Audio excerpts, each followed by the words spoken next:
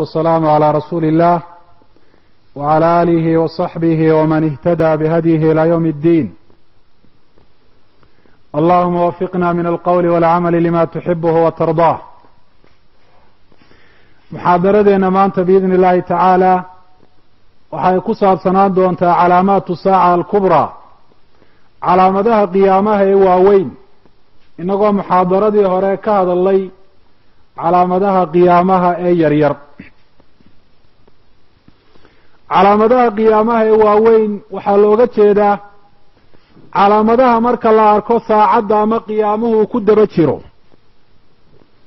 sidaa awgeed baa wuxuu yihi rasuulkeenu calayhi salaatu wasalaam, sida uu warinayo xudayfa ibnu usayd alghifaari, qaala iطalaca calayna annabiyu wanaxnu natadaakar. rasuulka calayhi salaatu wasalaam ayaa nagu soo baxay buu leeyahay annagoo sheekaysanayna. faqaala maa tadaakaruun, rasuulku wuxuu yihi maxaad xusaysaan amaba si aad ka sheekaynaysaan? qaaluu nadkuru saaca, waxay saxaabadu yidhaahdeen qiyaamihii baanu ka sheekaysanaynaa. qaala inahaa lan taquuma xataa taraw qablaha 10 aayaat. wuxuu yihi rasuulku calayhi salaatu wasalaam, qiyaamaha ma dhici doono ilaa aad aragtaan hortii 10 calaamadood. fadakara addukhaana waaddajaal, 10kii calaamadood rasuulku calayhi salaatu wasalaam ayaa uu sheegay waxa u horeeya addukhaan, waa qiiq xagga samada ka iman doona in sha allah, waaynu ka hadli doonaaye. waaddajaal waa masiixu dajaal oo muxaadaradeenna maanta ay ku saabsan tahay. waddaaba iyo xayawaan daabad la yidhaahdo, iyo wa tuluucu shamsi min magribiha, qoraxda oo ka soo baxda halka maanta ay ka dhacdo. wa nuzuulu ciisa bni maryam, iyo ciise ina maryam oo isaguna samada ka soo daadego dhulka yimaada. wa yaajuuja wamaajuuj, labadaasi qabiile yaajuuj iyo wamaajuuj la yidhaahdo, oo iyagana lasoo fasaxo ilaahay subxaana wa tacaala halka uu ku hayo uu ka soo daayo. wa 3 khusuuf, waxaa kaloo calaamadaha waaweyn ka mida buu leeyahy rasuulku calayhi salaatu wasalaam, 3 dhulgo oo waaweyn oo hore aan loo arag. khasfun bilmashriq, dhulgo ka dhici doona caalamka berigiisa.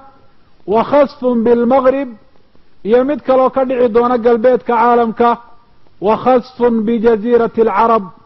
iyo mid kaloo ka dhici doona jasiiradda carbeed. wa aakhiru dalika naarun takhruju min alyaman tatrudu annaasa ilaa maxsharihim. wuxuu leeyahy rasuulku calayhi salaatu wasalaam, calaamadaha waaweyn ee qiyaamaha ka soo horeeya waxaa u dambaysa naar ama dab weyn oo ka soo bixi doona yeman, magaalada cadan la yidhaahdo, inuu ka soo bixi doono ayaa axaadiida qaarkeed ay tilmaantay. dabkaasi dadka ayaa u kaxaynayaa buu leeyahy rasuulku calayhi salaatu wasalaam, waxaana dadka u kaxaynaya ilaa maxsharihim, halkii dadka laysugu ururinayey ee laysugu geynayey.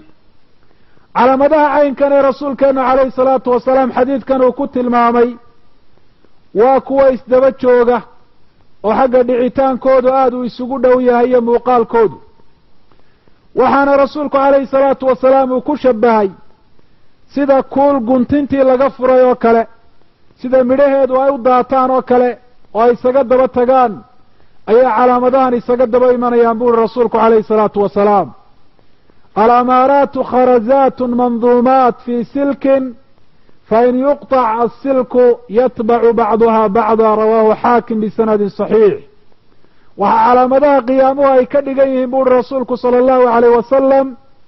kuulo la taxay oo xadhig lagu taxay ama shay kale,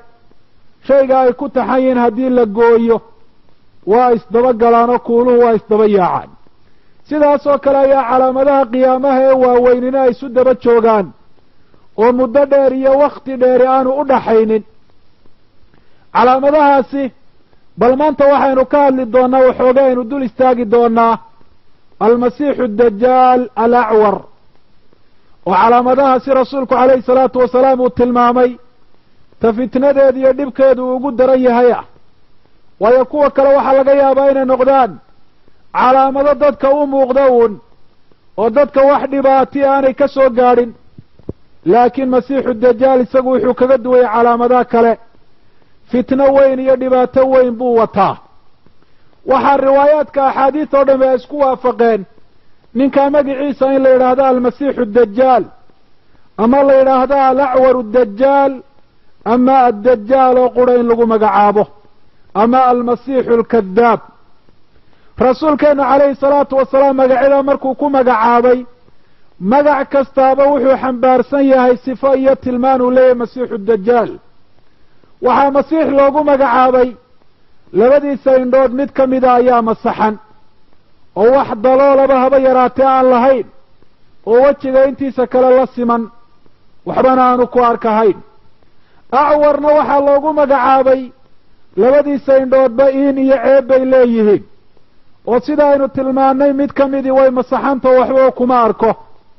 ta labaadna way soo baxsan tahay oo wejiga ayay soo dhaafsan tahay waxaana rasuulku uu tilmaamay calayhi salaatu wasalaam inay tahay mid midabkeedu yahay akhdar cagaar uu yahay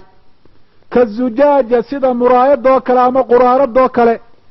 ayaad moodaa buu leeyahy rasuulku calayhi salaatu wasalaam sida ishiisaasi ay u hurayso waxaa dajaal loogu magacaabay liannahu kadaab weeye waa beenaale xaqii ayaa dadka uu ka qarinaya oo asturaya oo dabool iyo daah u saaraya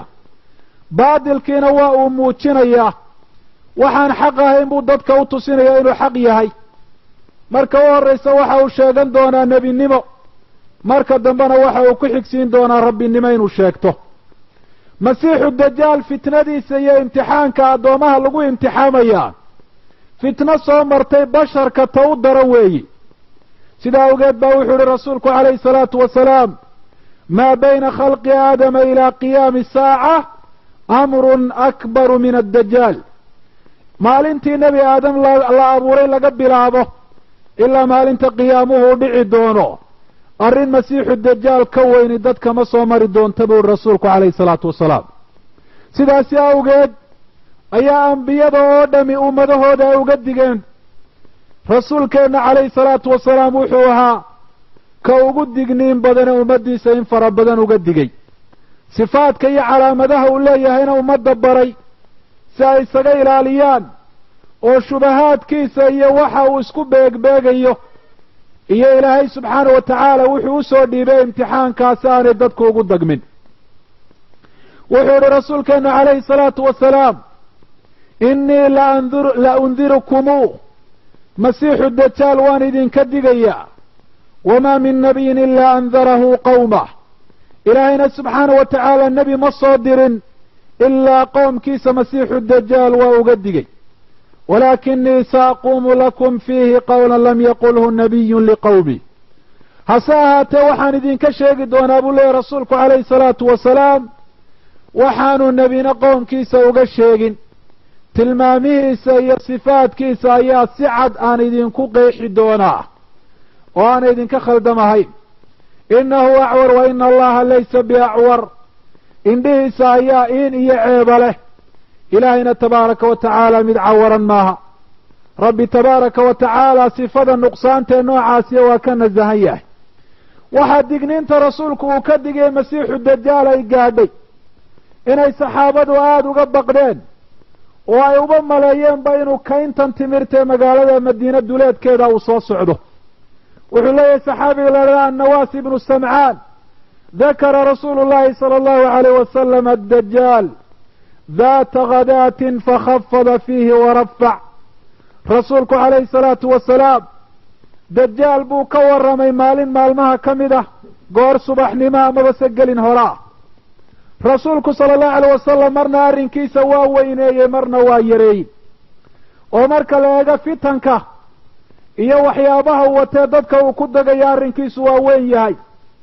marka la eego sida tilmaamihiisa xumxumi dadka ay ugu cad yihiin ee rasuulku calayhi salaatu wasalaam uu barayna arrinkiisu ma adka xataa danannaahu fii taa'ifati nakli buu leeyahay saxaabigu ilaa aan u malaynay inuu kayntanba uu soo dhex socdo oo rasuulku calayhi salaatu wasalaam